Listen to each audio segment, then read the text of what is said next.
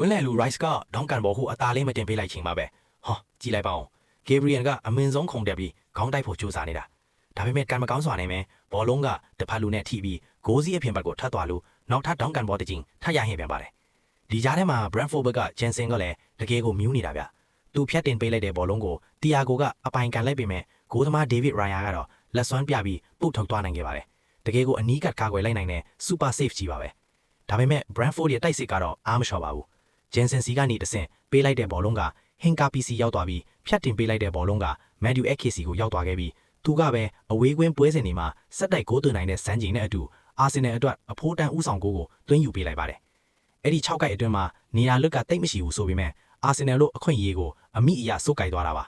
ပွဲကပိုပြီးအကျိန်နဲ့ရှိလာပါတယ်တစ်ဖက်မှာလည်း King Louis Potter ကဂိုးသွင်းခွင့်ကကြိမ်လွဲချော်ခဲ့ပေမဲ့နောက်ကကြိမ်မှာတော့အမှားယွင်းမရှိအဆုံးသတ်နိုင်ခဲ့လို့အာဆင်နယ်ဂိုးသမားခမများပြားအုပ်ကြားရောက်နေတဲ့အလားရုန်းကန်ခဲ့ရပါတယ်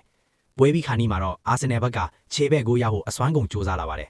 ခံစစ်ကစားသမား Julian Timber တောင်ရှေ့ဆုံးအထိတက်လာပြီးတိုက်စစ်ဆင်ခဲ့တာပါသူကနေတဆင့် Martinelli စီကိုဘောလုံးပေးပို့နိုင်ခဲ့ပေမဲ့ Brentford ဂိုးသမား Kelly ဟာကတော့လင်းမြန်တဲ့တုံ့ပြန်မှုနဲ့ဘောလုံးကိုဖမ်းယူနိုင်ခဲ့ပါတယ်